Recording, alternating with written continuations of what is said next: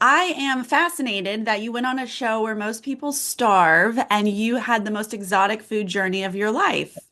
Yeah, how funny how that works, right? You have to go starve on an island to try new foods. Okay, first off, how the heck was your childhood? Did you just not have these in your life? Yeah, I mean, I don't know. I eat fruits and veggies a lot. I ate fruits and veggies a lot growing up. It's Okay. just like the same ones. I've always been a creature of habit in a way. So, we had grapes and apples and oranges and strawberries and all kinds of stuff in the house growing up. But, if you put me on a barbecue spread and you show me fruits that I've never had or fruits that I know I like, I was always going to opt for the fruits that I know I liked. So it's not a reflection of my parents and how they raised at all. All right, we'll cut them some slack. Okay. Was there anything that you actually liked? Not the watermelon. Yeah. Oh yeah, pomegranate was very good. I had Oh, okay. pomegranate at the sanctuary once. I did like pineapple as well. Okay. Pineapple was pretty good. Watermelon was underwhelming.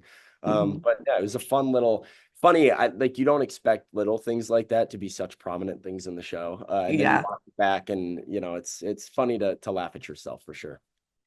So losing Sierra was obviously very, very hard for you. How did you pivot your game after that? Yeah, for me, when Sierra went home, I sort of realized that my threat level was just elevated beyond control. And so my goal then was to try and get insulation within a group of people that I could really start to build momentum with, try and get under the radar for a few votes and lower my threat level. And so what I did was approached everybody with a very sort of honest thing. I kind of outed my idol from Gata. I talked about exactly everything that I had been doing and scheming up in the game. I had said, great move, guys. You knew I was never going to vote Sierra out. And so, applaud to all of you. And I think it was enough to get people being like, okay, well, he's fine. We can leave him right now. And it was something that allowed me to get a little bit more runway to get deeper in the game and start building some relationships and momentum to then, flip the game and make a run at the right time.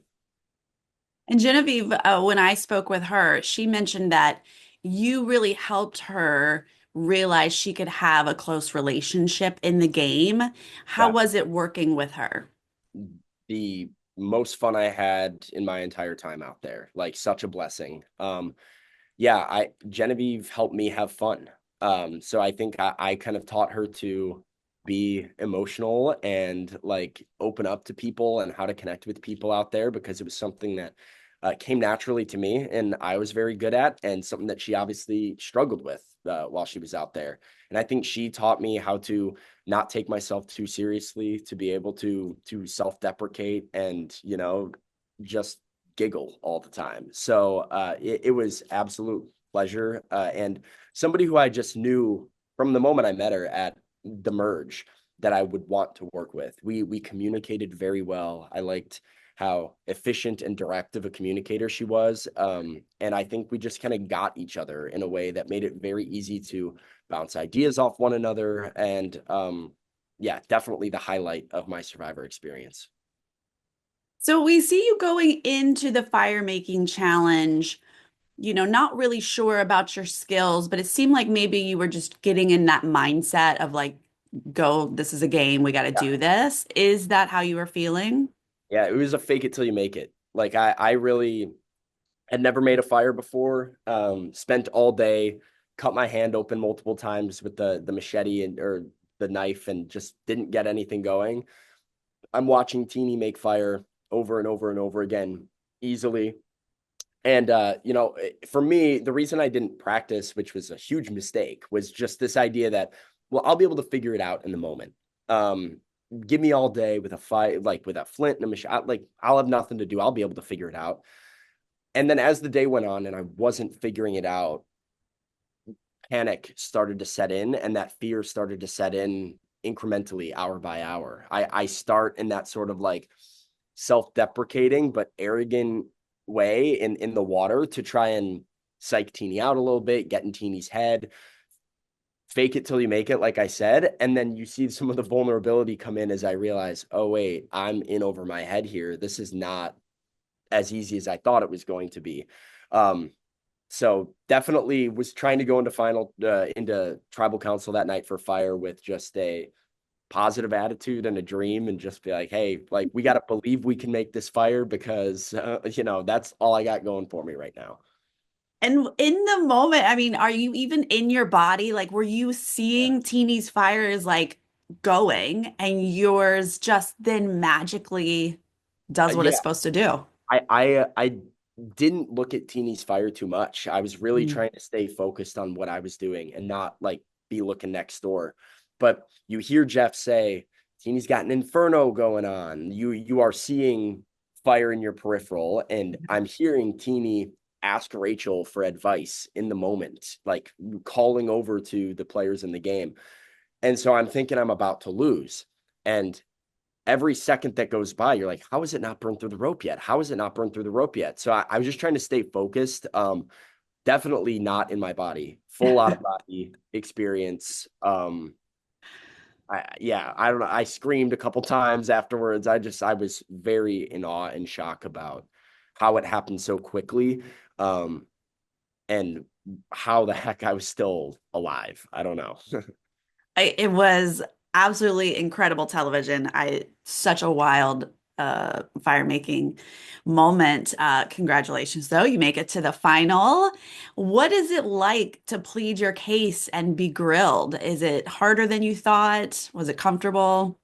Um, Comfortable for me. I think a little bit in my element, but also like a lot of pressure. I mean, you know that this is going to sway some minds. You know that this is going to be a lasting legacy for yourself in this game. If you're a big fan of the show, which a lot of us are that go out and play nowadays, you know the horror stories of the people that got to final tribal council and just got drilled or just dropped the ball or gave all the wrong answers. And so you're going into this moment knowing that, you know, I have a chance to change everything tonight, one way or the other, depending on how I do. So it's a lot of pressure, but something that I did feel like came naturally to me. I'm a very passionate guy. I think speaking is a skill of mine. And you put me in a setting where you give me something that I want and I'm passionate about and I can fight for. And I had no problem going toe to toe with Rachel. And she knew that going in, that I wasn't Mhm. pulling punches and I was gonna try and do everything I could to kick and scream on my way out. And then how's the vibe when they're voting? You know, we get just an edited version. So, did you have a sense that Rachel was going to take it? How'd you feel it was going to go? I felt like Rachel was going to take it. I thought it was going to be very, very close. I thought I had 3 votes for sure.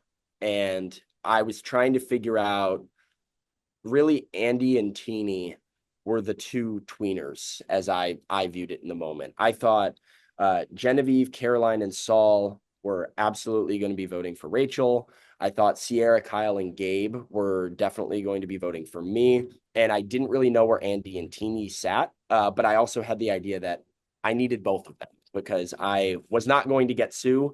And so I needed to try and find 5 votes somewhere. So definitely surprised that it came back and wasn't closer. But I also knew that it was going to take a little bit of I was going to have to flip basically everybody that was on the fence in order to win. Well, congratulations, second place. Pretty Thank you. amazing. Pretty amazing just to make it to the end. Knowing, or I should say, watching the show ahead of time, knowing Survivor, but then actually getting out there to play, what was the most surprising difference of actually playing it? Oh, wow. Um, Maybe just like the boredom, the time. I really think the time that you spend out there is not something that can come through or come across on screen, but how long those nights are, how long those days are, how brutal an off day is, and how much just strain that puts on your brain. It's the weirdest experience ever to be as relaxed as possible with no responsibilities possible and unplugged from the world and also more stressed than you've ever been in your entire life. And you sit there and stew in that. And I do think that the amount of time it is and the waiting and the boredom and all of that was really surprising because I don't think it ever translates to the TV screen. Can you sum up what this experience meant to you?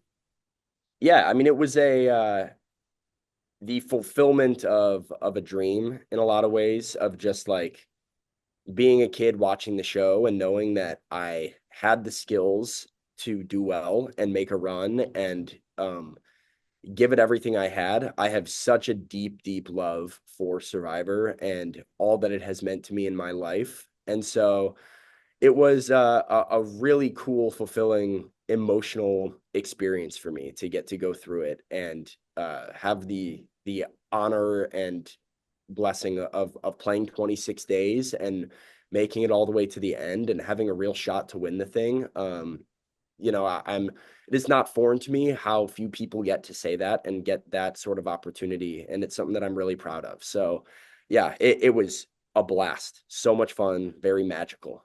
Well, good to hear. Congratulations again. I really appreciate your time today. Thank you very much.